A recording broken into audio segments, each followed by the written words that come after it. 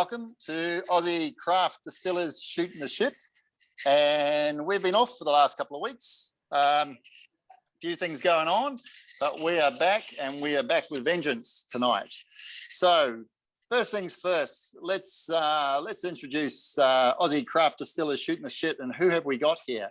So first of all, you've got me. So Crafty from Craftworks Distillery out at Capity, and it's a chilly 8 degrees tonight. And in Sydney, we have the other two that make up Aussie Craft Distillers Shooting the Shit, and that's Luke and the Todd. Todd being my right-hand man, and Luke being local nerd. G'day, guys. How are you? Hello, hello. Hey, doing well. You're damn sight warmer than I am, I bet.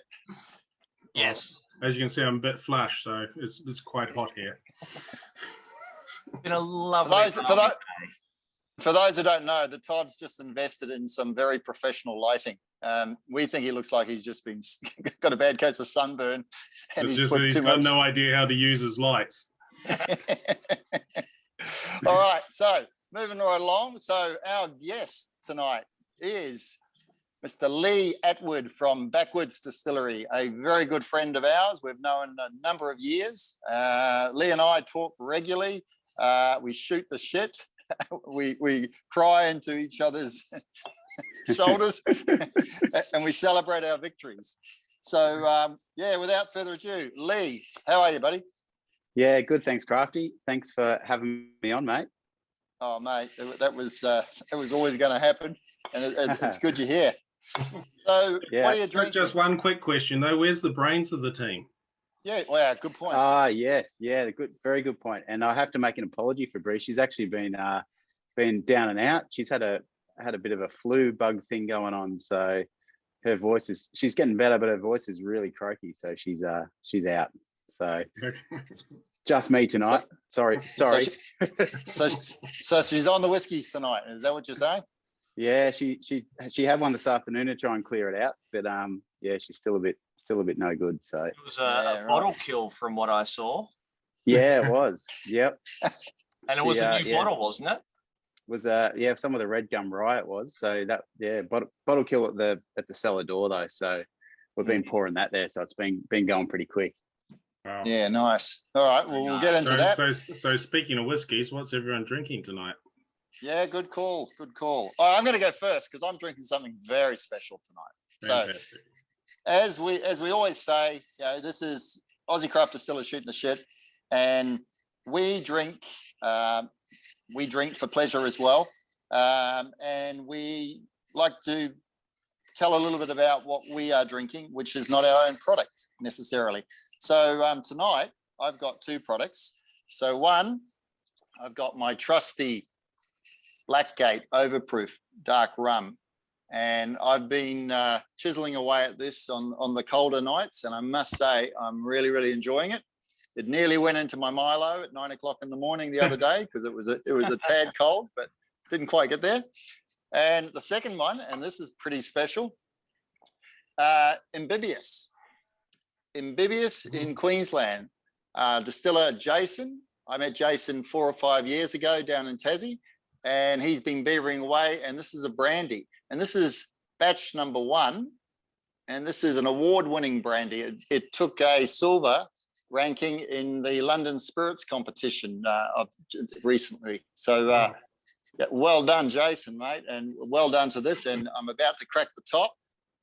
So while everyone else tells me what they're drinking, I'm going to enjoy this. So, Todd, what do you got? What have I got? I'm going to start with Hobart.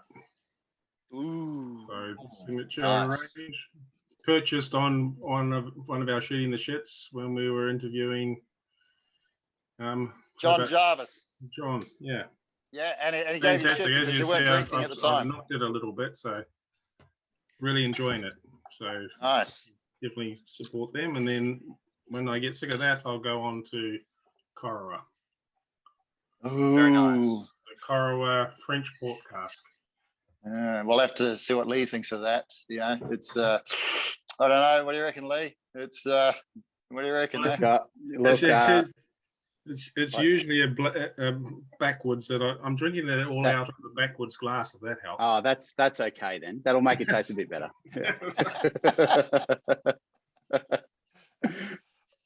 All right, local nerd. Luke, what are you drinking, buddy? I'm finishing off a little whiskey loot sampler of the Gospel Straight Rye. Oh, nice. Very nice. Yeah. And as I finish that, then I might be tempted to crack into one of my Hobart beer cask series samplers in advance of the tasting in a couple of weeks' time. Hopefully they'll last all the way to that. Steady on. That's a big call. It is a big call. It is a big call. But yeah, looking forward to it. You might have to reorder. All right, so cheers, guys. Cheers. What's Leigh drinking? Oh, sorry, I didn't ask. Well, sorry, I thought Leigh was in shock because of the cholera situation. Well, so I was giving him some time to regroup. Leigh, what's in your glass? Oh, there you go. I've actually got cholera in my glass. I've got the characters in my glass. So, yeah. Nice. Look, I reckon this is the best wine cask whiskey getting around. I love it.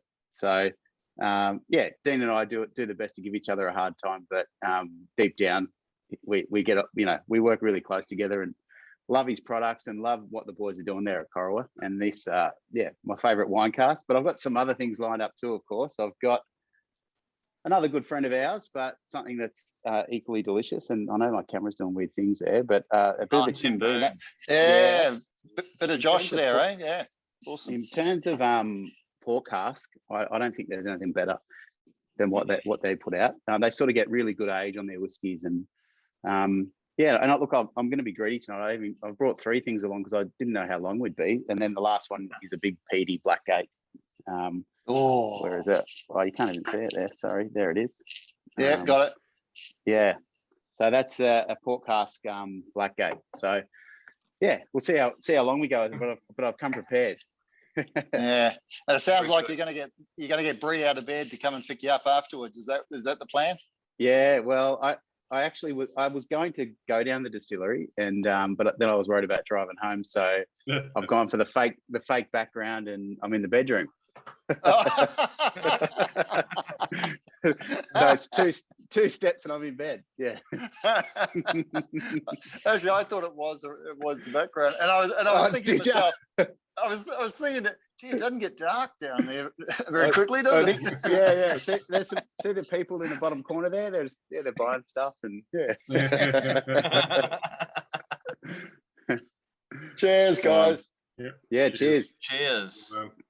All right, let's rip into it. So, Leigh, first thing I've got is a very important question for you, a very serious question. So, you've just won a silver. Was it a silver medal or in the London Spirits competition? A couple, wasn't it? Yeah, we did. We picked up one for our gin and one for our rye whiskey. Right. Okay. Now the serious question: how the hell do you get your little sticky icon onto your photographs? Tell me how you do that. That's definitely a question for the brains around here, for Bree, because I don't do any of that, because I would just ruin it, destroy it. Yeah. It's giving me the shits. I'm seeing them all pop up, and it's going, how do they do it? I don't understand. That's an important question, but I can't help you with it. That's a very one. All right, now let's go back to it though. So we'll talk about that shortly. But for those who don't know Backwoods and where you started and the journey you've been on so far, give us a background of it all, mate. What's going on and how it all started? Yeah, sure, mate. And I think the way we've become friends is that our journeys have kind of tracked along. I remember we kind of received our stills are at the same time. Our stills were both being made by Burnsy over there in Griffith, and they were lined up together in his shop. Yeah. So I suppose for us, sort of started just with an interest in whiskey, and then an interest goes to, I wonder how you make it, to I reckon I could make it, to here we are today. But I suppose the big step for us was we were in Melbourne when we first started to dream of it, and you start to do a bit of research about distilleries and what you need and to set one up. And, you know, it's pretty deflating when you first start looking, because you look at Scottish distilleries and, you know, you're looking at tens of millions of dollars in setup. And then we planned to move up to the country. And, you know, that idea was in our heads, and Bree was pretty keen on it, and I was pretty keen on it. So, yeah, we thought, well, let's go to Tassie. So I went down there and spent a bit of time in distilleries down there, and just saw the scale of what you could do. You know, like people literally like you and I are doing now, but people making world-class whiskies in their sheds. And that was just a revelation. It's like, hang on a minute, this is actually something that's achievable. And when we moved up here to Yakandanda, we had a shed on our property and spoke to council, and they're like, well, yeah, we're not wrapped that you're going to do it there, but we can't really stop you. So away we went and ordered the still. And whilst that was happening, I studied with same time as you, Crafty. We did the Institute of Brewing and Distilling course, and had a little 30-litre still, and did all my planning there, and research and development on recipes and mash bills and roasted malts, and come up with what we're kind of producing today. So yeah, it was sort of, you know, like I sort of think I look back at it now, and it's amazing how fast it's progressed and how far we've come.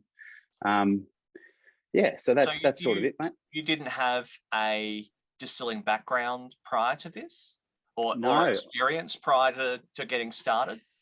No, I had an interest in whiskey, and then once it sort of became, you know, that we were set on it, we're going to do it commercially. Then yeah, I found so much value in actually studying it, but then also having the little still. But also, I spent a heap of time in breweries as well. So there's a brewery about 5 k's down the road from our place, and I just spent Saturdays there, just brewing away with him, and just learned so much. Yeah, so the learning curve was pretty steep, but I certainly put in the time. One of the things I find fascinating, Leigh, is we sort of tracked very, very similar, didn't we? Absolutely, right from the start. And as I said, you know, we talk regularly and, you know, share information. And I'd be interested in your take on the importance of brewing in making single malt whiskey, or making whiskey in general. You know, there's various schools of thought. I definitely fall into the camp of there is so much in brewing, and you've got to get those fundamentals right in brewing. And if you don't, you're on a hiding for nothing, whether it's yields or other things. So you've got a real focus on the brewing side too, and you've spent a lot of time in breweries, as you said. So elaborate on that. You know, your experience and the importance you place on it. Yeah, I know we've got really similar views here, but I kind of look at malts as another means of control. So, you know, you're thinking about your whiskey and what you want at the end in the glass. The first step is mashing and the brew. So using malts is a way of dialing in some of the things that you want in your whiskey at the end. That's the way I see it. So I spent so much time and wasted so many little batches on that 30-litre still, just trying to get it right. Just having that level of control, like that extra level of control. Like you can think, well, you know, you can use malts that just yield really highly and get as much alcohol as you can, and then control your flavor, I suppose, with the barrel. But I reckon that sort of, I reckon you're missing out on a great opportunity there. So dial in the flavor, dial in what you want with your malts and your mash, and then, you know, and the barrel still has a huge influence, but I think you've got that kind of, and I think you've referred to it before as that DNA. You've got that DNA that, you know, comes from the brew and comes from your malts, that's really prominent at the end. It's in the glass and you know where it comes from. Yeah. And what is the Backwoods DNA? Yeah, so look, we use only Voyager malts. We use them exclusively, and we do that for a number of reasons. We do it because, yeah, absolutely. We do it because they work for the little guys. You can I guess design malts to your specs, and they'll do it for you. Yeah, look, I suppose really the DNA is sort of what I suppose, what they offer in terms of the specialty service that they offer, but also some of the really unique grains that they use. Like the good example for that is our rye whiskey. That it's an heirloom variety. It was actually, they were using it about 100 years ago, and then obviously better varieties come along, and they forgot about it. It was neglected, and it was actually growing wild in a paddock near the Murrumbidgee, and a farmer found it and had it tested, and it was sort of a hybrid rye. So got a crop, and now Voyager have enough to supply it commercially, and it's just a really unique grain. So getting access to grains like that through Voyager, I think, is a big part of us. But then also, we do use roasted malts because I guess in terms of what I was talking about before, in terms of controlling or having that extra level of control from the brew, it's really, I guess, roasted malts that you find that have an impact. You can do a lot with those to have an impact at the glass at the end after maturation. Yeah, I think too, to add to that, Todd, you would agree with this because we've spent a lot of time just tweaking the recipe, and it takes a long time before you actually realise that what impact it's having in the actual spirit itself. And I remember, Todd, you and I were tasting something that was like a year and a half old, and going, yeah, okay, this is doing what we thought it would, but it's a long wait and it's a risk. You can produce shit. It's not hard to produce shit. It really isn't. Yeah. Sorry, having to wait for 2 years to find out it is. It's not good. Yeah, It's cruel. It's torture, isn't it? That's a scary. It is. You're spot on though. Like looking at the way like that rye I described for us reacts with French oak compared to American oak is like they're just worlds apart. It's really interesting. Like the American oak, you get that kind of really vegetal kind of dill pickle thing coming out in the rye, but in the French oak, it's far more kind of. It really brings out the spice of the rye, and it's sort of much more chocolatey. Really promotes this kind of this chocolatey note and so it's just interesting the way you think you've got a really good new make, but the way it's going to react in different wood is you got to wait to find that out. But in terms so I was going to say, but in terms of that DNA, there are things that will stay. Like in our rye, we do use a little bit of chocolate malt, and it's prominent on the finish in whether it's whether it's finished in American oak or French oak. It's that flavour, it's the DNA of Backwoods. It's there. That's cool. And one thing you mentioned Voyager. The great thing about Voyager, I find, is you can pick up the phone, you can talk to them at any time. They're there, they're supportive, you're talking with the people, they're talking to the farmers. You're really getting a lot of information, as much information as you want, really. There's a high level of transparency, which is great. You've done now you've gone down the road of smoked malts, where Todd and I are about to rip into our first pellet of smoked malt. And we used so I spoke to Youngie and got wood shavings off the cooperage floor. And we organised it, got it over to Stu at Voyager. He smoked it, and we're really looking forward to see what it does. So, but you've been doing it for some time. So where did that start with you, Leigh? And what sort of results do you think you're getting with that? Actually, when I was up at Voyager recently, there was your shavings were there, and I had a bit of a smell, and they smell amazing. Leave them alone. Yeah, they're mine. I put a bit in my pockets as I left. No. Mate, I'll take a patent out on those, I'll tell you. Look, strike one. The smoke malts all stems back to like our philosophy in that we only want to use local products. So I know there are amazing Australian whiskies that use peat from Scottish peat, but we sort of feel like we want to contribute to, I guess, something that's contribute in a way that's something uniquely Australian. So because we can't source local peat, it doesn't fit our philosophy of local, using local products. So we just wanted to find an alternative. And look, we're in an area where there's loads of rivers and loads of red gum. So that just seemed like a would have place, and it's a big part of where we live. So so we thought we'd give it a go. We did some, like Stu did some small test batches for us at Voyager, and we mucked around with those, and we found that the smoke itself, it's far less earthy than a peat.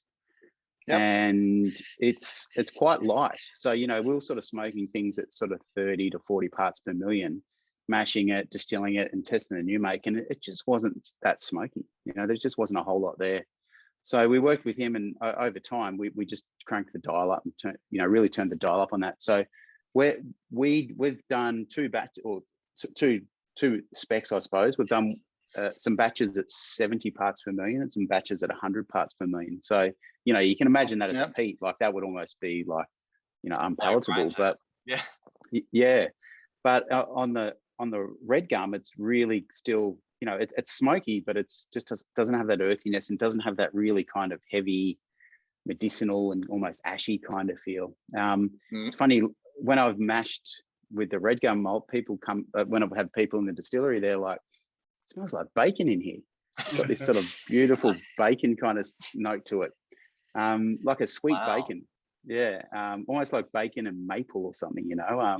Maple bacon is a match made in heaven.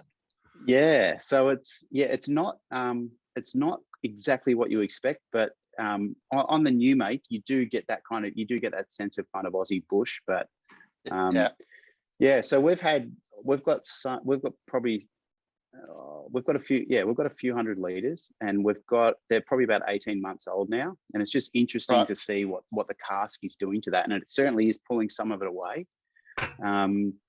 It's the 70 part per million, I'm thinking, should I have turned it up more? But I think that's going to be pretty nice, and it should be reasonably subtle. And 100 parts per million. What cask have you put that into?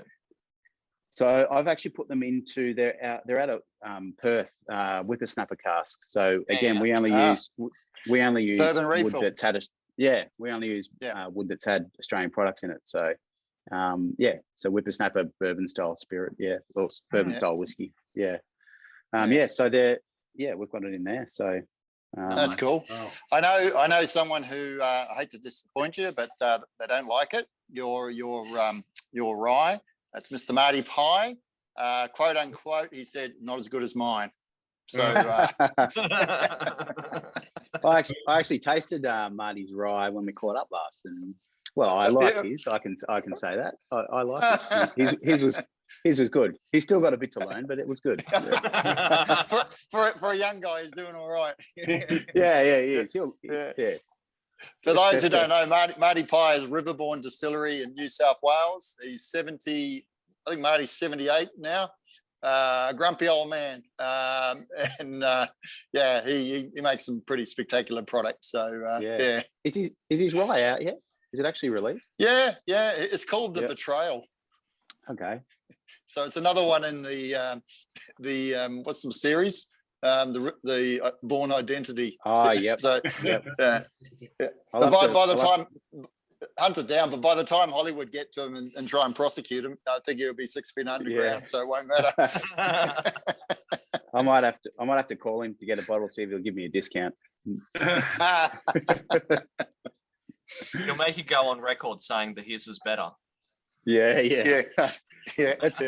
another, like, just building on the conversation there, like like we've used the same rye. I'm pretty sure he's used that heirloom variety.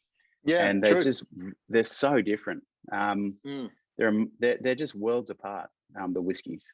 So it's just amazing, isn't it, that you can produce such different products with the same grain.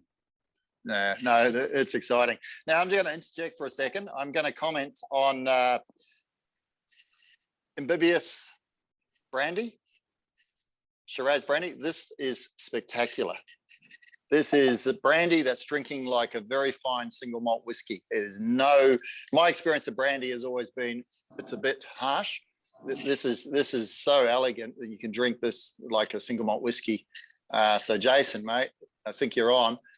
Well done, really well done. It's impressive. So anyway, moving right along. I can't help myself. Do it. I'm about to crack the Hobart Imperial Stout cask. Oh, yum. Oh, I- that sounds fantastic. Bare finishes. Yeah. It's like, holy hell.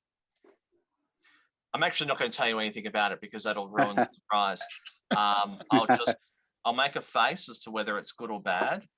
And I'm being really sparing too because I better save some for Got a craft. tasting coming.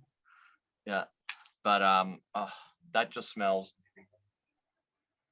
So that's the Imperial Stout cask, and you get it. You certainly know that it's been. It's got all that chocolate. That's exciting. Beer casting Give is very me a exciting minute. to me. It's I'm gonna have to sit on it for a moment. I think. Needs Yeah, a bit we'll leave you with your thoughts Yeah. You can salivate over in the corner. We'll get back to Leigh. there. But it does actually raise a good question. Apparently. Yeah, it raises a good question. One thing that Craftworks that Todd and I spent a lot of time talking about is barrels and what's been in the barrel previously. And if there's multi-uses for that barrel, then you're getting layer up and layer up and layer of flavor build. And we haven't done a lot of it yet, but beer barreling is something that fascinates me. And I think it's an exciting way to build some really interesting flavors into whiskey. What's your experience, Leigh? Have you done anything with beer barrels? Are you got any plans with beer barreling? What's the story? Yeah, I've got a couple in there. I've got a couple of what are they? They came out of Hawker's Brewery in Melbourne, and they were an Imperial Stout. So I've done a series of them. I think I had 4 200-litre casks. So I've done 2 as single malt and 2 as rye, as this way of sort of interesting way to track them. And yeah, and I think I really like our releases have worked really well when you release, a single malt and a rye side by side that have sort of been in similar casks. Yeah, so that's I was sort of thinking of that'd be sort of buddies as a release, but yeah, they're about a year old. So and yeah, got them wet, and so I picked up a lot of that really yummy kind of stout flavor. Had some warnings like I was speaking to Luke McCarthy about it, and he's like, oh, be careful, live there wet. You can pick up that kind of astringency from the hop, but the casks were actually out of Whippersnapper as well. So Whippersnapper sent them to Hawkers. They had a stout in them for not very long. I think it was 3 months, and then I got them. So look, they're tracking really well. They're sort of where I'd hoped they'd be. But that's it in terms of beer casks. But keen to do more. We're doing some collaborations with a brewery down around us, Bright Brewery. So we're sort of sharing, I guess, resources where barrels and things. So they've got a few things coming my way soon, and I've been distilling some of their beers, and they're going to bottle them and sell them at the brewery. So that's sort of just been fun, like it's a really good way to sort of work with a local brewery that's actually really successful, and they're in sort of probably the busiest town in Victoria. So they've been really great to us, sort of giving us exposure and working with us. They've been awesome. During COVID, there was a bit of beer distilling going on, wasn't there? Because the microbreweries got stuck with keg beer; they couldn't do anything with it. So they worked with a number of distillers. We had a play at it. It was mixed success. We ended up putting it into barrels, and what do we call it, Todd? It was the uncertainty was one, because we don't know what it's going to do. Yeah, we had another name that one. I don't think we quite got enough to do much with it at this stage. Yeah, it was the yields with the problem, because it was lower ABV to start with. Yep. Yeah, so you're sort of fighting it there. But also, what I did learn is, going back to your comments on hops. If it's a stout type beer, it's obviously got lower hop content, so less impact. But if you go for something really hoppy, like a hoppy pale ale or something, then you could be asking for a world of hurt. As far as I reckon it has that's a losing battle. It has been done though. Boat Rocker and Starwood did their release Forget Me Not. It's been done. Very hoppy beer, and it's extremely floral. Yeah, I can't say I like the Boat Rockers one. I tasted it at your place, Luke, I can't say I liked it. It was floral, very, very floral. I think it's one of those experience things though. We've all got them in our liquor cabinet. The bottle that we thought that sounds interesting, and I want to try it just to know how that worked, how that turned out. And I think the Forget Me Not is certainly one of those for me. I bring it out. I'll say, hey, what do you reckon of this? What do you think it is? And it always gets an interesting reaction. Yeah, Peter Bignell did a hop whiskey. Here you go. Yeah, sorry. So Peter Bignell did a hop whiskey, and that was pretty good. I quite enjoyed that. I didn't get a bottle. I just tasted it at one of the shows, but I thought that was pretty good. Yeah. Well, Crafty tasted a batch of my new make, and I'm no professional by any stretch of the imagination, but I turned a breakfast stout into a new make, and it turned out all right. Yep. It was coming off the still as rose water, which was very, very interesting. The hops. It was amazing. I think they certainly do add an interesting dimension. Yeah. You just got to, just less is more, I suppose, with the hop, isn't it? Like, like stouts and things, I reckon work. And the ones I've done with Bright Brewery, they taste delicious. But I have distilled an American pale ale, and that was just, a losing battle. Just the astringency from the hops just took over. Yeah. You just lose all that grain, all those subtleties from the grain. Yeah. Okay, let's change direction a bit. So in Australia, in the craft distilling space, people tend to go to Tasmania and learn their craft. I think that would be a fair statement. I spent some time in Tasmania. Not all of us, no, not all of us, but a lot do, right? And what they do is a lot take what they learn in Tassie, and then they go off and they make their whiskey, go form the distilleries that make their whiskey. A lot of it is very Scotch driven. The way the Scotch make whiskey. And now there's the other side of it, which is the American style of learning how to make whiskey. And in America, a lot of that's been driven by the brewing industry. So you've got brewers that come in with detailed understanding of malts and interactions and that, and then going off and creating their own distilleries. So the question is, are you more Scotch? If you had to pick, would you say you're more driven by what's going on in Scotland and the history of Scotland in making whiskey, or are you more motivated and intrigued by what's going on in America? I reckon, I'm probably sort of really interested in the American scene, to be honest. I really love and respect the traditions of Scotland, but I'm just really interested in what Australia can become. Like, I'm sort of interested in making Australian whiskies really unique, not just trying to respect the traditions and do it exactly as the Scots do, but actually try and do something a little bit unique and like sort of what I said before about trying to use only local products. I reckon that kind of forces us into thinking about things a little bit differently. And like if you think about how the influence of peat in whiskey came along, well, that was out of necessity, and it's a tradition now, and it's respected and it's loved. But I reckon there's other ways we can find to do things in whiskies through brewing and smoking malts, and that are just going to really add to the Australian landscape.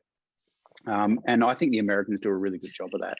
I think they are, fundamentally experimental and love pushing the boundaries. And I, in a lot of ways, I think that's the way the Australian industry is going. Like, there's a lot of really cool stuff going on, like what you've mentioned tonight with, smoking malts with the shavings of barrels and stuff like that is just so interesting and cool, and can't wait for more of it. yeah, like look, think about like Australia with the native grain whiskey, and that's just really pushing the boundaries. And yeah, they just won a really significant award too, didn't they? Best blended whiskey at the World Whiskies Awards with Australian native grains. Like that's really cool. I love that stuff. Yeah, no, it's next level stuff, and that's one of the great things about the craft spirits movement revolution. The term I use in Australia. There's this real fuck it, let's give it a go, right? And push it, and people, the people that buy our products love that. They love that we're not just trying to pump out a 44% whiskey, same time, same sort of casks year in and year out. Was that Todd? It tastes the same year after year after year. Yeah. So it's there's a lot of distilleries doing some great things, and what I love too is the evolution. If you take for example, our good friends at Blackgate Distillery, and you look at where they were. So they've been going 11 years, 12 years now, I think, and Brian was making stunning whiskey and had a cult following. He still does have a cult following, but then one day went, fuck it, I'm just going to do peated, and just stopped doing what he was doing, which was successful, and then went, fuck it, I'm just going to do peated, and changed his whole approach to making whiskey. Ballsy, incredibly ballsy, but very successful too. Incredibly successful. So that's an evolution, and so that's what you're seeing in distilleries as well, is this evolution, which is exciting, I think. Yeah. In saying that, I suppose, like we've just come off the release of our red gum casks, and there'd been one done before by Old Kempton.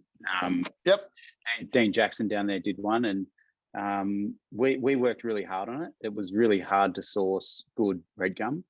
Anything young was just not workable. Like it was just really astringent and unforgiving, like most Aussie ingredients. But yeah, we managed to find some really old wood, and the results, we were just so happy with. Like it was just so much fun to do, and just for it to work, and just to get so much positive feedback. But yeah, like what really blew me away was a post. A lot of us are really miffed about that though, because it sold out so quickly. Yeah. Probably one of my proudest moments as being a distiller was, friends at Whiskey and Almond did a post that they had the whiskies on the bar, and they called them game changers, and that just, that was like better than an award or anything. That just meant so much to me. Yeah, no, that's nice. That's nice. Just on that, it's a different subject, but I'd like to touch on it because you and I have talked about it, Leigh. Is what we do is incredibly rewarding, right? We're artists in what we do, and we appreciate whiskey as an art form, or making spirits as an art form, but we also are our own worst enemies, and we're highly critical of ourselves. So how do you manage that? How do you you've got something and you think, I don't know, is it good or not? You second guess yourself. And a lot of distillers that I talk to are in the same boat. That they question themselves sometimes. So how do you manage that? How do you push through that? I'd be intrigued to hear that, and I'm sure others would be intrigued to hear it. So that's a really good question, Crafty. Like, and I know we've talked about it, but you have moments where you just really question your products and what you're doing, and you look over the fence and see how other people are doing it. You think, oh shit, maybe I should just be doing that. And particularly when you're doing things like we're doing, like in some areas we're kind of pushing the boundaries a bit, and there will be people that'll go, no, I'm not drinking that. That's not whiskey, or So sometimes you'll go into the bond store with the intention of thinking about what's the next release or what's coming up, and you go to your barrels and you go, oh, that tastes like shit. What's happened there? And you go to the next one and you go, well, that tastes shit too. And you just and you realize you need to realize that you've got to be in the right headspace. And probably the best thing you can do is to have good people around you. And you do that. You do that really well. You have good people around you that you work really well with. And I'm really lucky in that my wife Bree is a whiskey drinker, and she's really level-headed. And when I do things like that, she's really good at getting me back to where I need to be. But just working with good people, like we've had really good help along the way. Yourself. We've had lots of help by Brian and Janice, and the boys at Corolla, and we all help each other, and we all keep each other where we need to be. But yeah, that's what I reckon is the solution. Surround yourself with good people, and when you know that you're in that kind of headspace, get away from your own whiskey. Step away from it, step away and drink other people's stuff. And in saying that too, like I do consciously try and not just drink my whiskey all the time, because I do feel you lose that, you lose the sensitivity. Like winemakers call it cellar pellet. So and it's a really great excuse to go out and buy lots of other people's whiskey and drink it, because you're resetting your palate. Okay. So, yeah. Mr. Mr. Taxman, it's all related. It's all research. That's it. Yeah, exactly right.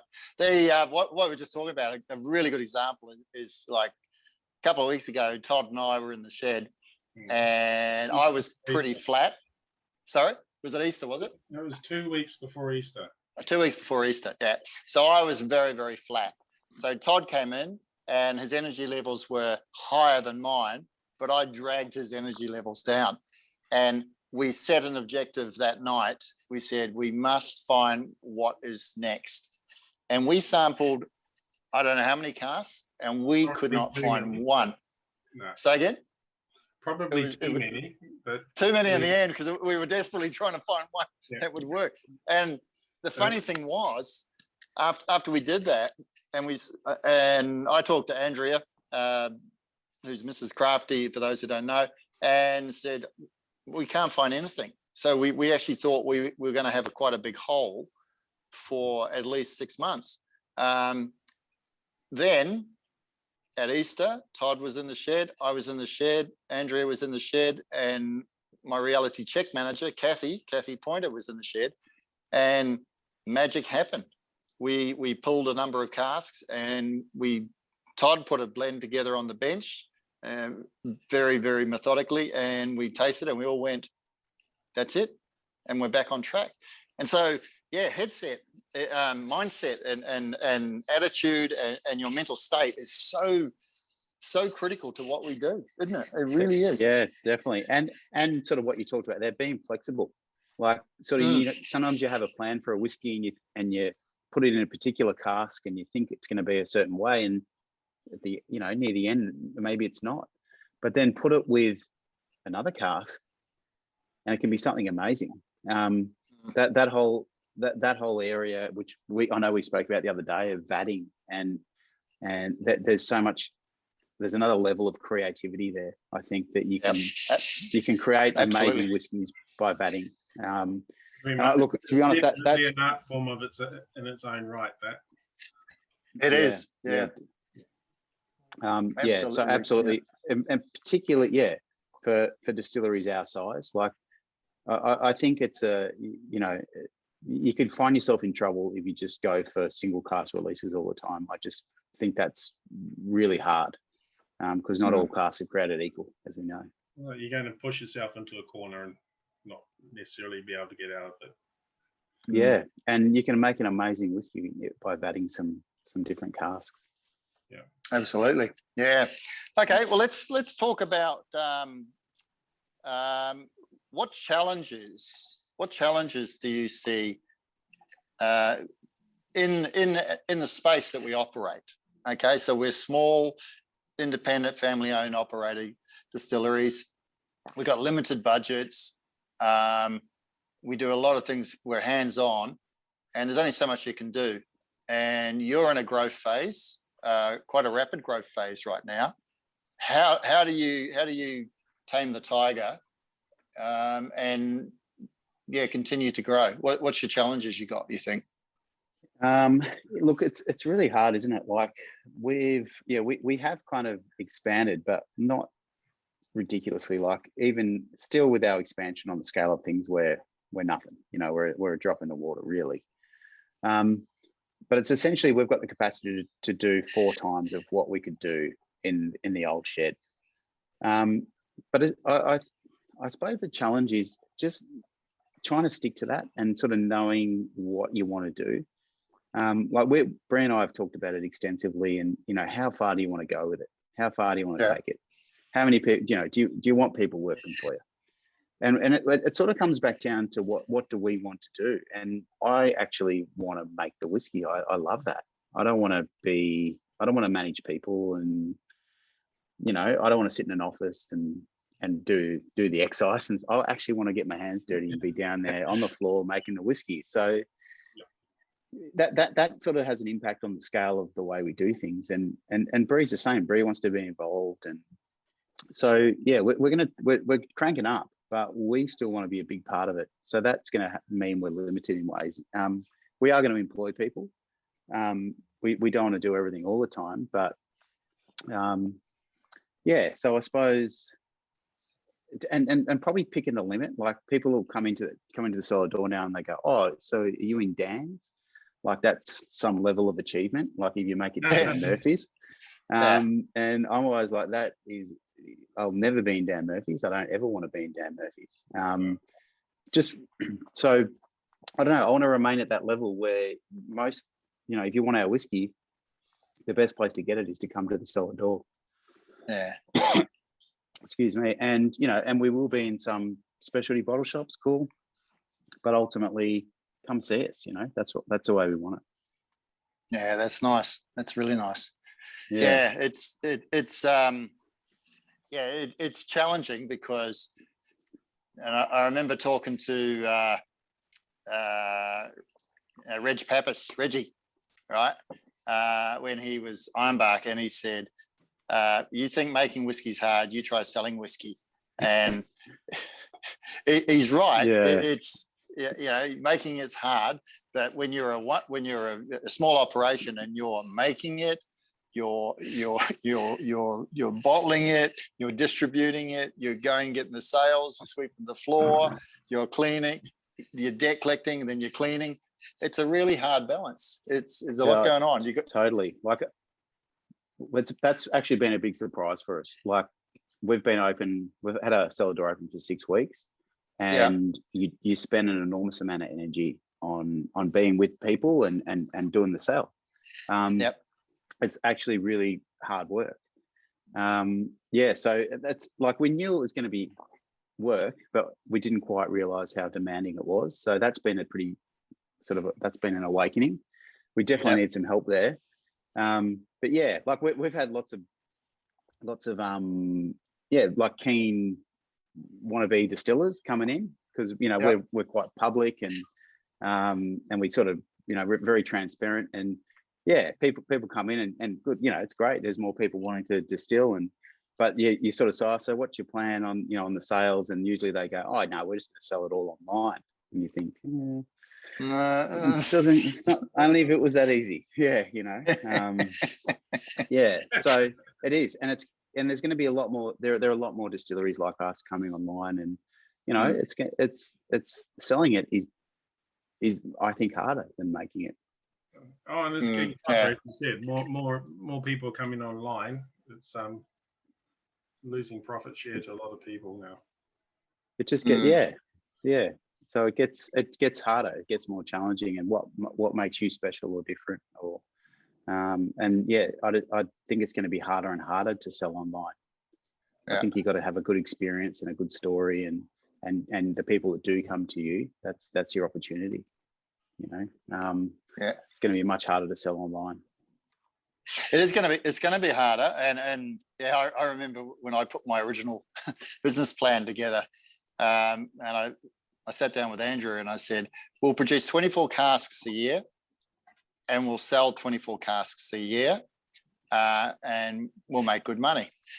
And everything was built online, right? Yeah. So the naivety of it, when I look back now, is just, and she frequently brings it up that you remember that business plan? Yeah, that wasn't a business plan. That was just a dream. It's an absolute dream. Yeah. We're, So we're all the same. You sort of learn, don't you? You learn and you look back at your business plan and go, oh yeah, only if I knew what I know now. If only, It raises another point because you touched on it. So we both came into the industry when the industry was exceptionally collaborative and very much built on the philosophy of Bill Lark, a rising tide floats all boats, right? So it was, you could pretty well talk to anyone and they would help you, right? Now that was in the days when there was a lot less distilleries, and now there's something like 350 odd distilleries from memory in Australia. And yeah, hang on a sec, there's another one. And there's another one. This is what's happening, right? Yeah. But there's people coming in, this is my own opinion, but there's people coming into the industry that are more driven by different motives, right? And the elbows are starting to come out, I think, and we're starting to see that, and we're starting to see it with some of the bigger players as they're trying to dominate and get more market share. So I personally think the era of Bill Lark's "A Rising Tide Floats All Boats" is rapidly coming to an end. And we're going down the way of what's happened with the winemakers, how you had lawyers and solicitors and that, and just wanted to get into the game, right? And I was talking to a distiller, a little craft distiller like us, and he got approached by a new one starting up, and they had all the gear, and they wanted some advice. So they invited him over. He walked in, and he said it was a big operation. They sat him down, they pumped him for information. They said, we'll pay you. And he walked out the door, and he felt like a prostitute. he felt terrible. So I guess what I'm saying is the industry is changing. The elbows are coming out. So people are less inclined to be so forthcoming with information and transparency. I'm seeing it. I'm getting people that are asking me questions, and I'm now starting to think, well, I learned the hard way. You're just a person I don't know. I don't have any relationships, so why would I give you any information? What's your take on it, Leigh? What are you seeing? Yeah, it's a really tricky one because we're the product of, in many ways, of that philosophy of we got a lot of help, and but yeah, there's that level of where does it end? And like I've helped a couple of people quite extensively, and they've helped me back, to be honest. Like one to mention is Mick Martin. He's Stillmaker and Sons up at the sunny coast, and like he's just like he'll be a lifelong friend. He's just such a good guy. But he was the sort of guy that rang me up and he said, "Hey mate, I need some help, but I reckon I can help you." And I said, "Oh, what do you mean?" And he said, "Well, I'm an industrial electrician. You're a distiller. I've got things you need. You've got things I need. Let's talk." Yep. And then we just became great mates. And so he came down and stayed, and we mashed and distilled and brought his wife Sandy down. And so we did that for the first week, and then the second week he rewired my entire distillery, sorted it all out, like just unreal. And we've just stayed really good friends, and he's actually teaching me stuff now. It's great, So yeah, there's things like that. Like that's just so positive and so awesome. But yeah, it's hard. Like there are a lot of people now. Like if I just think about last week, I reckon we had 4 in last week, new distilleries coming in to check us out. I reckon we had 2 the week before that and 2 the week before that. So, and it's sort of indicative of where we live, because the movement is kind of up this way now, and it's sort of shifted over the border a little bit. So we're getting sort of people from New South Wales popping over to see us, and yeah, so like all great people, but where are we going with it? It's hard to know. Yeah, there's some guys that have got a brewery down the peninsula. I've been talking to them quite a bit and helping them out, and that's just, we've sort of developed a friendship. And yeah, but it's hard to help everyone. It really is. Like we often get the hand up, hey, can I come and free labor? I'll work for you for the day and learn from you. Yeah, but You get it's the just meshing in. yeah, it's just so hard to like really to have someone in your space when you've got it all worked out. It's just like, oh, look, sorry. It's just, it's too hard. So I just don't do it anymore. And you're going to need but- more than one day as well. Yeah, absolutely. But there's all, I have done it in the past, but there's also the argument around work safe. And so I use that now. Like we're in a public space now, and I unless people are actually employed by us and have been inducted, they're not in that space now. I can't let them in there. Yeah, for me, a couple of experiences I've had. I've had people in the shed, and we've showed them things, and that's great. And because it's relationship driven, right? As you said, right? But it's these people that come in and go, "Hi, I'm opening up a distillery. I need to know what's your mashing temperatures. What? I'll just hit you question after question after question. You go, who are you? Yeah. And it's like an arrogance. It's like you must give me this information because I've asked it. And it's like, I don't even know who you are.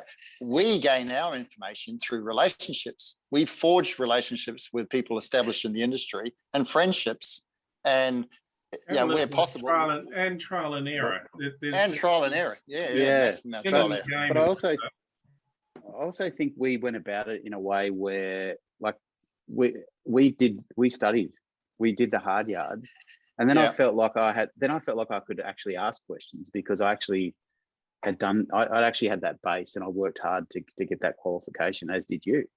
So you do feel then that it's okay to ask questions. But before that, like, I was fairly tame in the way I approached. Like when I said I went to Tassie before, I never said to anyone that I was a new distillery, and I just tried to talk to people, and I didn't, before we got to first base, I didn't ask them what yeast they were using.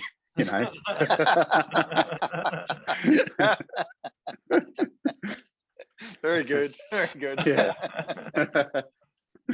So I think just gentle, and people probably do know that it is a collaborative industry, and that maybe is, I don't know, maybe trying to take advantage of that a little bit. Well, hopefully, hopefully the approach, the philosophy of Bill Lark is here to stay for some time, and hopefully we all grow on the backs of each other. That's through supporting each other, which is a big part, I think, of where the industry is at. Let's hope it continues that way. So yeah, definitely. Okay. So Luke or Todd, have we got any questions coming through, or we just... We did have a question a little earlier on from a regular, David and Carolyn Taylor. Asking, Leigh, would you consider a collector series? So what does that actually entail, like a collector series? What is that? Yeah, I guess it's open to interpretation. I guess you were talking earlier about releasing the sort of the same mash or the same bill in different barrels and seeing how So I guess heading down that sort of a direction, would you consider doing something like a multi-barrel series or some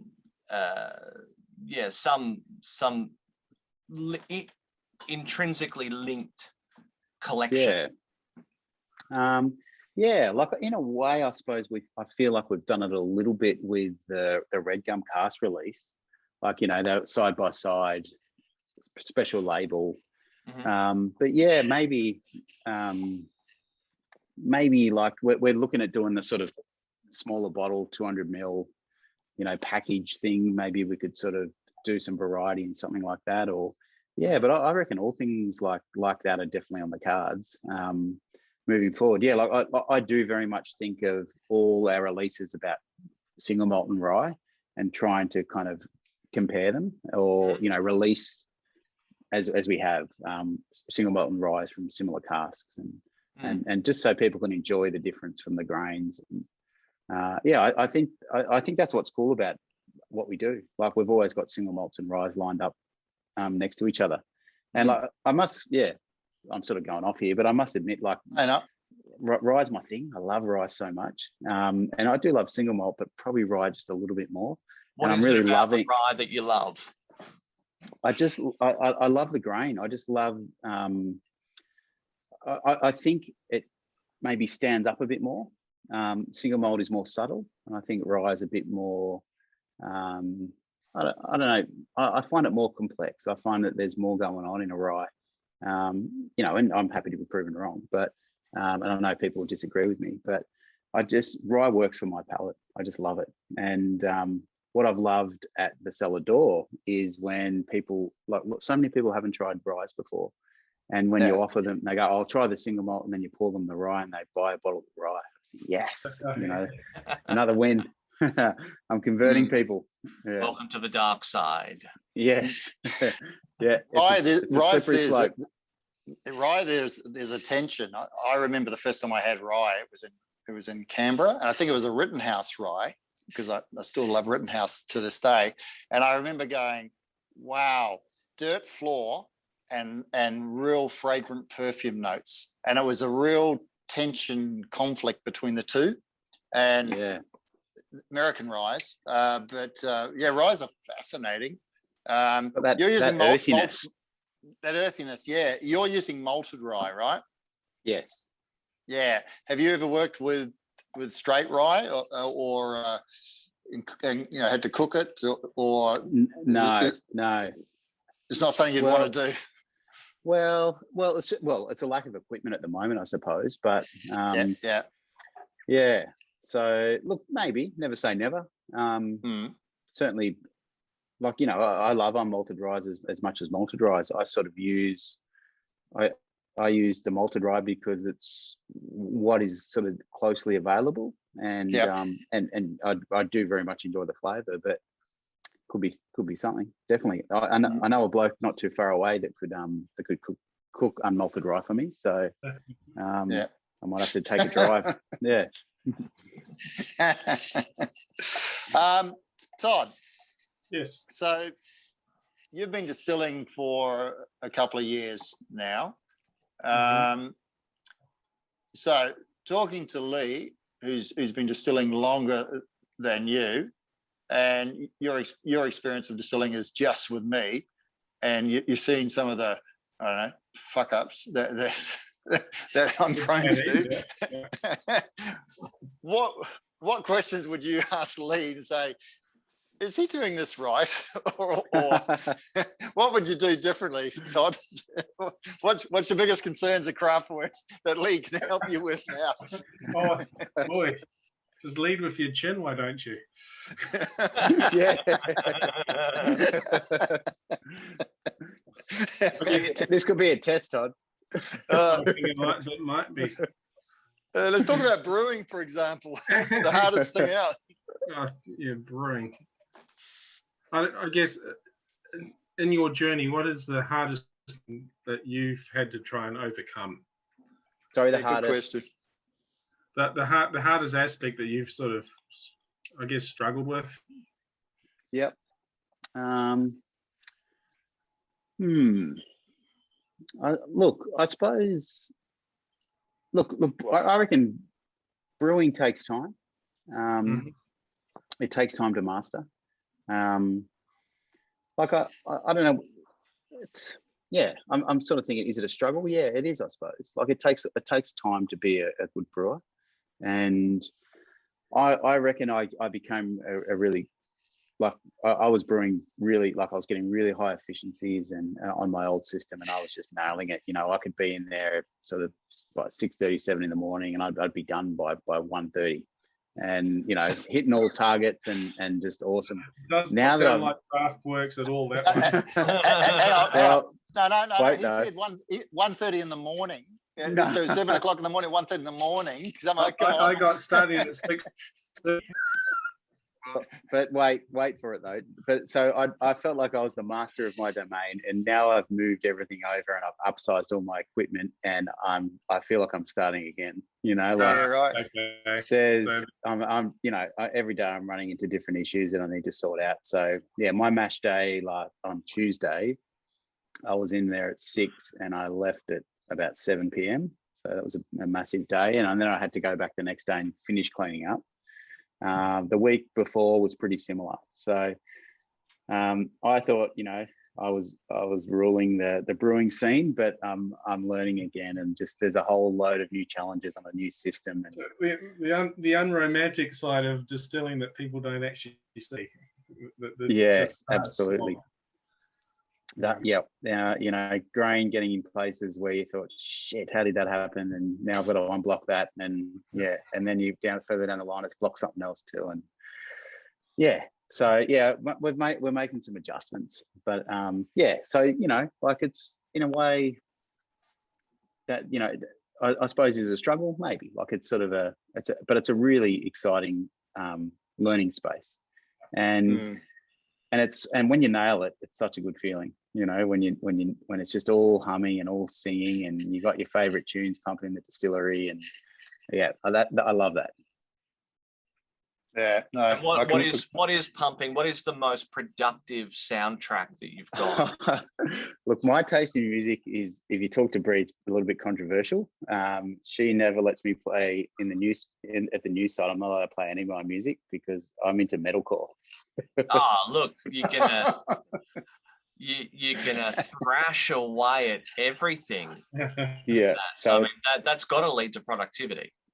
So that's why I've got these AirPods, so no one else can hear it. Yeah.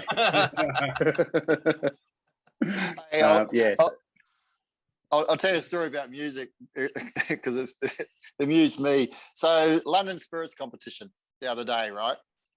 And so we entered something in, and I am our first release, right?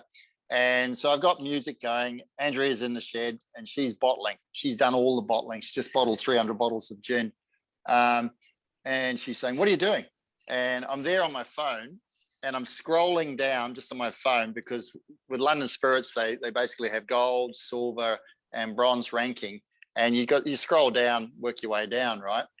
Anyway, in the background, I had the soundtrack to the movie Oblivion, which is a big theatrical album. It's fantastic. I love it. Play it a lot in the shed.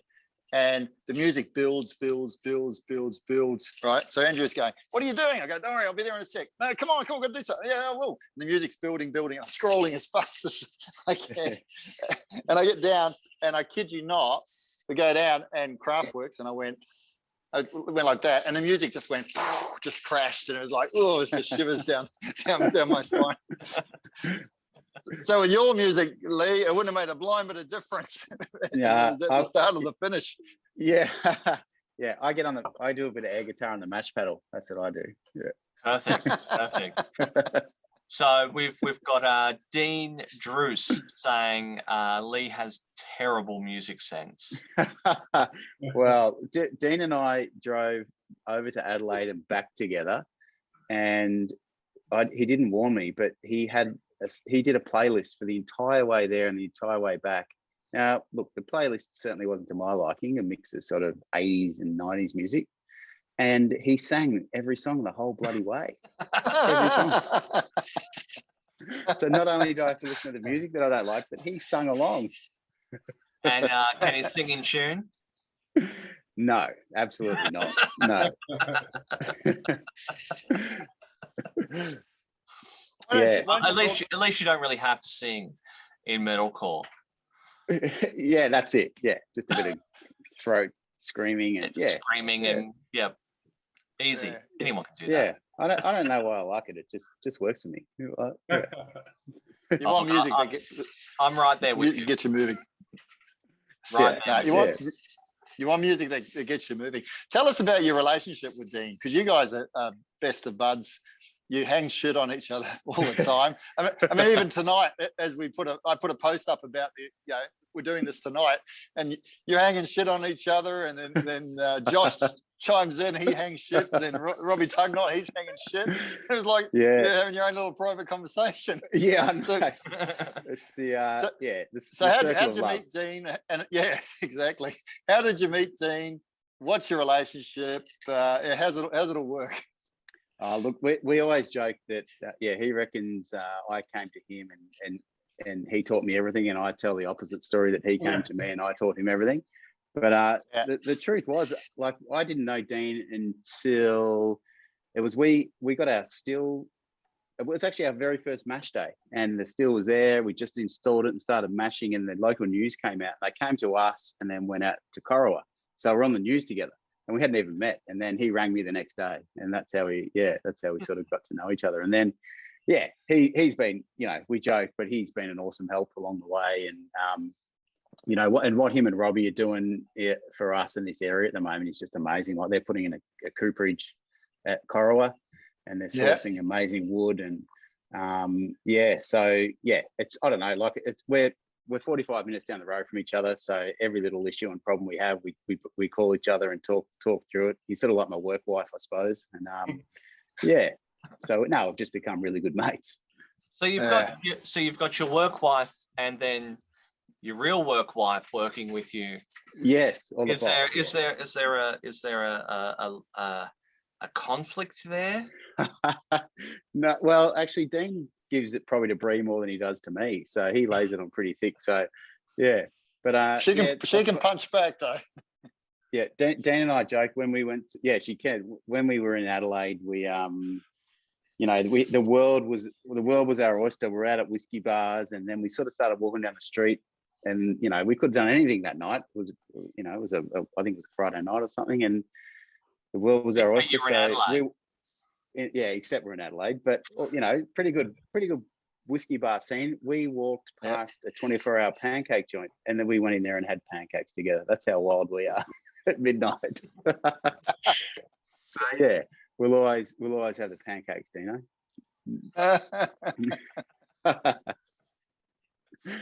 And what is it like working with your wife on such a big, all-encompassing venture as having your own distillery? Well, what's it like working with your wife on a daily basis? So it's new. We've only been working together like this. Well, obviously we've been doing it part-time around our other jobs, but full-time together in the last 6 weeks. We're still married, which is great. And for now, yeah, no, it's good. Like, our skills really do complement each other. Like, I'm really interested in the production side of things, and she's really interested in the sales and marketing side of things. So it does work pretty well. Like, every now and then, if I venture into her territory, there's a bit of I get snapped, and if she ventures into mine, vice versa. So we're learning our boundaries, and no, it's actually really good. We do have really similar, I guess, visions of what we want to do, and what the products we want to make, and how we want to present them. And so no, it actually works really well. We're a pretty good team, must admit. When she's there and not chugging a bottle just to fix a sore throat. Yeah. Yeah, I'm not saying this because I'm worried she's going to watch it back later. No, I'm joking. No, we do. It actually does work pretty well. It'll be interesting when we get probably a couple of other people on the scene, and how that'll certainly change the dynamic. But I think that'll be good. And that's going to be in the cellar door side, or are you looking at getting someone to assist you with production, or what's the thinking? Yeah, well, I really like the idea of people that come in do a bit of everything, because I think you can actually tell the story a whole lot better if you're actually doing it. So someone that we'll sort of put it out there as cellar door, but that will hopefully progress into an interest in distilling and then doing it, and then hopefully that can. Yeah, I just think to get people invested, and that's almost the carrot, isn't it? Like, cellar doors are great, but if you can actually get in there and actually make the stuff, I reckon that's pretty exciting. Yeah. Well, it makes it easier at the cellar door, being able to talk about the products and how it's all put together. And Todd, you'd vouch for that, wouldn't you, mate? Oh yeah, it definitely helps if you know what you're talking about when you're trying to sell this stuff. Yeah, definitely. Tastes like whiskey. What else do you need to know? Yeah. Buy it. Yeah. We make it here. That's it. Yeah. It's in the shed. It goes in those things over there made of wood, and wait a couple of years, and hey, see what you got. Yeah. I'll tell you one of my favourite experiences in the cellar door, and let's see what yours are so far. So I really enjoy it when a Scotsman comes into the shed, Do the voice. and they look at do the voice. No, a Scotsman comes into the shed. It's not a joke. Scotsman comes into the shed, and they look around, and the first thing they say is, you're trying to make whiskey, are you? So trying, not but trying to make whiskey. And the second question is, so how old are the barrels? So you tell them, right? And they go, oh yeah, sort of thing. Yeah, he's not making whiskey. And then when they taste something and you see that head tilt, where they go, oh, fuck. Yeah. And it's really cool when you sell to a Scotsman who's quite skeptical. So I love that experience. And the other experience I love is when someone has had a really bad experience with whiskey. Like, do you like whiskey? No, mate. In my 20s, I got blind and I've never been able to touch the stuff since. And then you give them a wee taste of something and they enjoy it, and you see the synapses connect again, and they get all excited and they go, oh, this is whiskey. This is different than how I remember it. Now I want to go off and explore and taste whiskey. So those two experiences I love when that happens. I really do. So what do you got in your limited time with Cellar Door so far? Your experiences? I probably reveal one of them. Like, I love it when people haven't tried rye before and they try it and just love it. And like, you just see, mind blown. Love that. No, and just love, I don't know, people that come in and know your story and they've followed you from the start. Like, that's cool.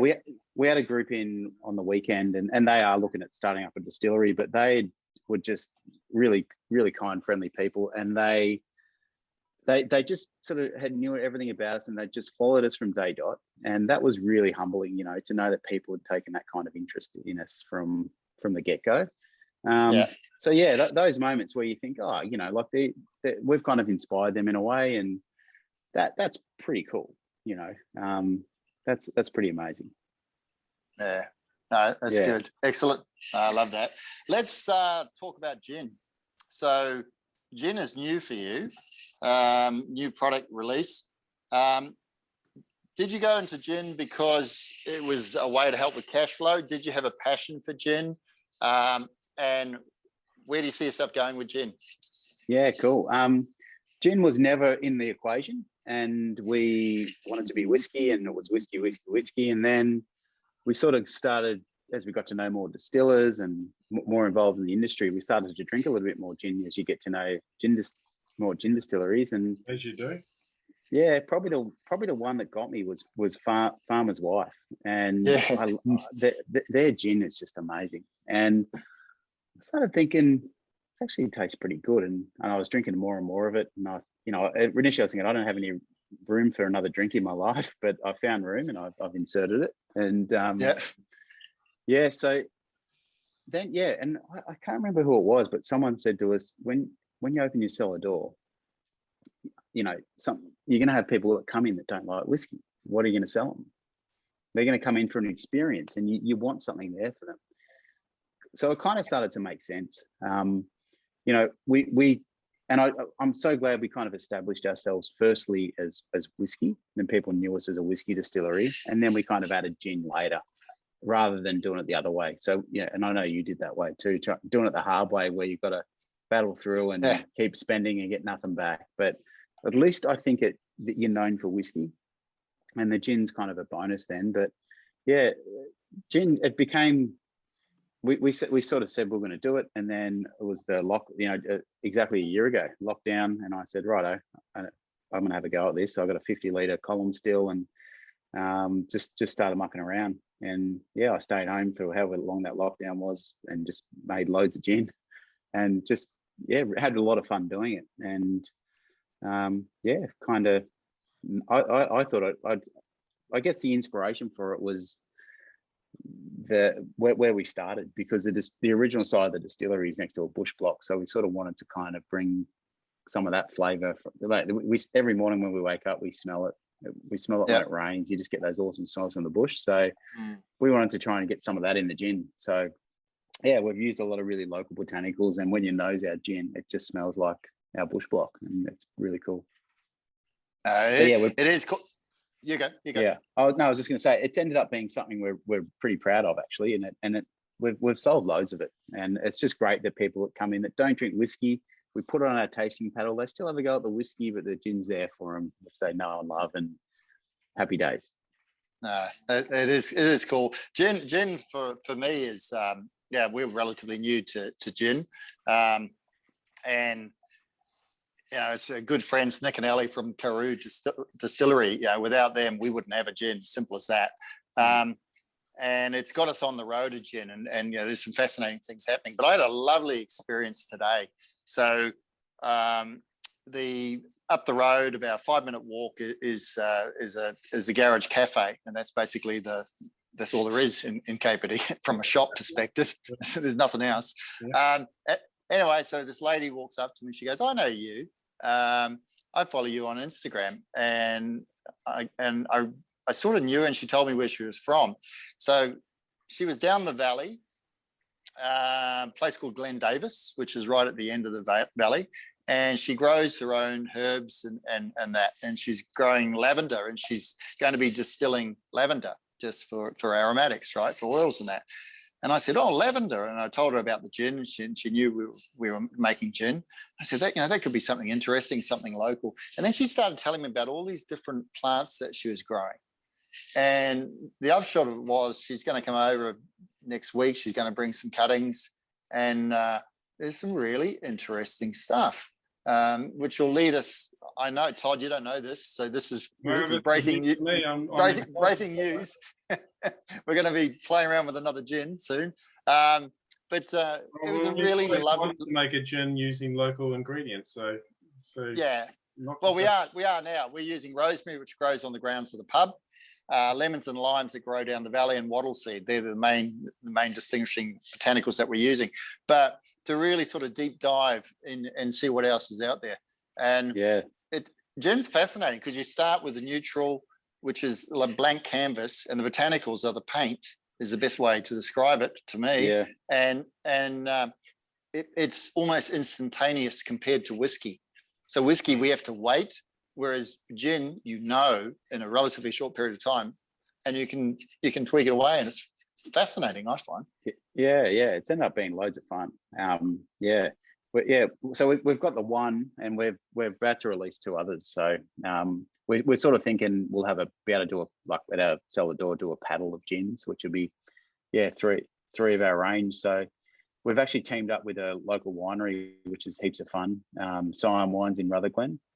All right, Rolly and Sally are just great winemakers. Their products are so amazing, and we've sort of become pretty good friends, and keen to do more and more together. So we are doing some brandies and things with them too. But the gin, we're doing a musket gin. So we've been steeping. They did a really late pick on the musket. It was all shriveled up, and the sugar was just off the scale.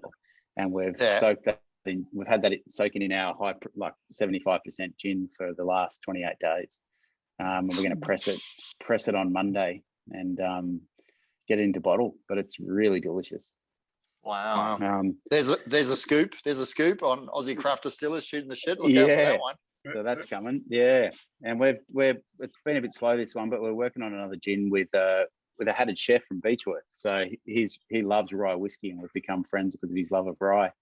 And I'm like, "Do you like gin?" He's like, "Oh, yeah, it's all right." And I'm like, "Well, how about pick your favorite ingredients from your restaurant, and we'll try and put it into a gin." So he's keen to do that. So yeah, I've had a couple of goes at it. We need a few tweaks, but that one shouldn't be too far off either. No, that's cool. Yeah, just good fun projects.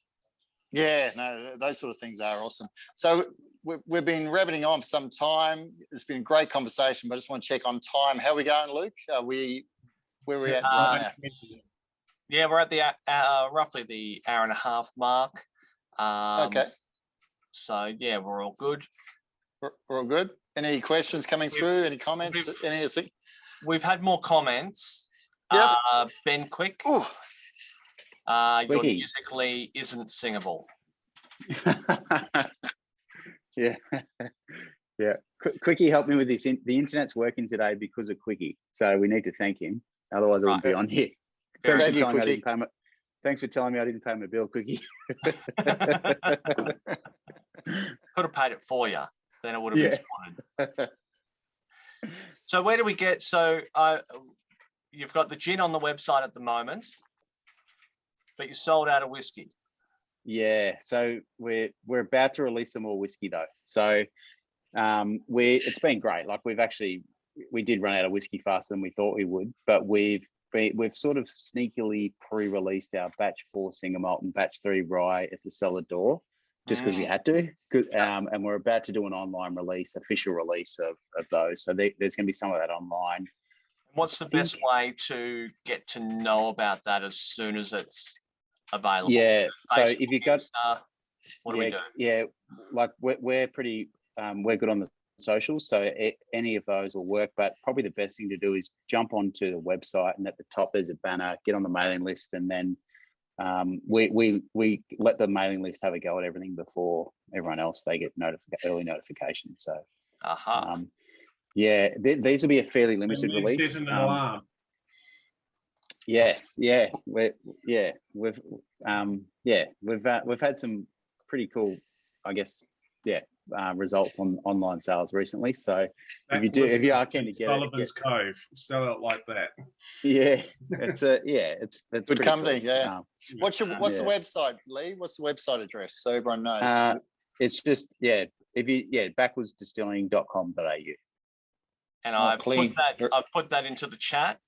Yeah, cool. As well as links to the Facebook and the Instagram.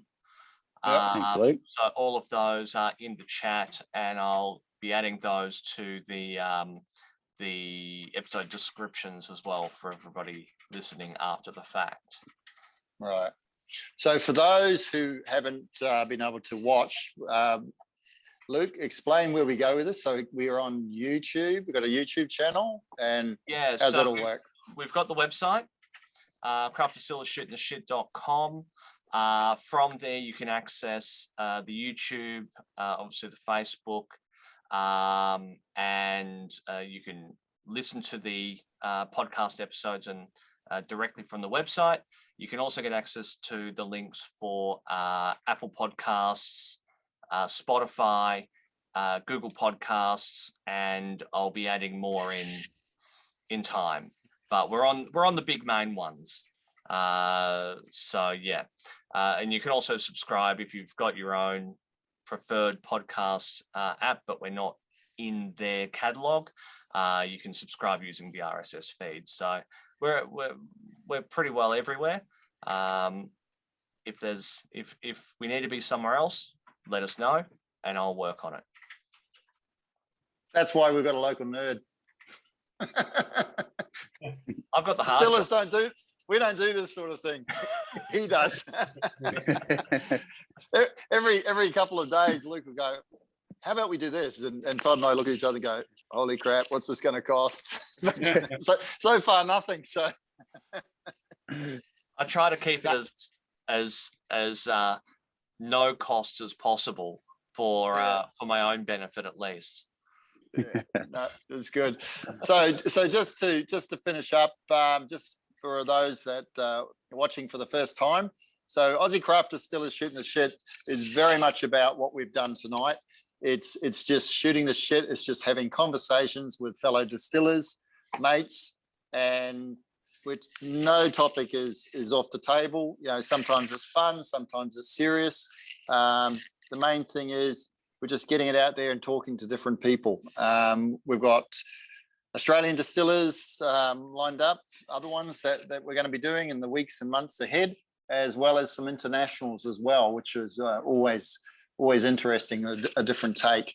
We're also going to be interviewing the people that are important to us. So, Leigh and myself have mentioned Voyager Craft Malts. That's I'm 100% Voyager Craft Malts, and so's Leigh.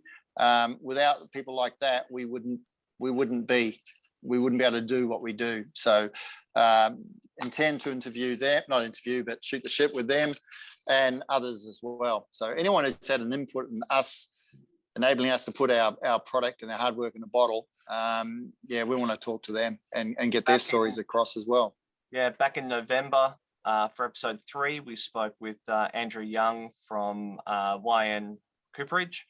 Yep. And that was fascinating. What that man doesn't know about wood isn't worth knowing. Just incredible. And of course, we've spoken to Rachel from the Islay Whiskey Academy over in Islay. There's some good back episodes there of some really good, knowledgeable people in the industry, both in distilling and helping put it all together. So Yeah, and also past episodes. Yep, and also distillers that are new, distillers that are veterans. So we're very proud of what's happening here. It's growing, so we hope you're enjoying it. And on that note, Leigh, thanks, mate. It's been fun. It's been informative, and not going to see you at Blackgate. So you said, unfortunately. I don't know. I'm working on it. Oh, come on! It's going to be that staff thing we're talking about would help, but I'm trying. I so want to be there, but but no, thank you guys. Thanks for inviting me on. It's been fun talking, and I've really thank you, Crafty. We've been on the journey together, mate, and I've really appreciated our friendship and the way we've been able to lean on each other throughout it all. So that's been awesome. And I do just want to go on. I just want to go on the record as saying that I actually did teach Dean Druce everything that he knows. I just want to finish with that. and on that bombshell, who's next? Who are we shooting the shit with next time? So it goes the master, then the apprentice, right? Yeah, but he's got 2 weeks to prepare for it. So I think he'll be loading the cannons.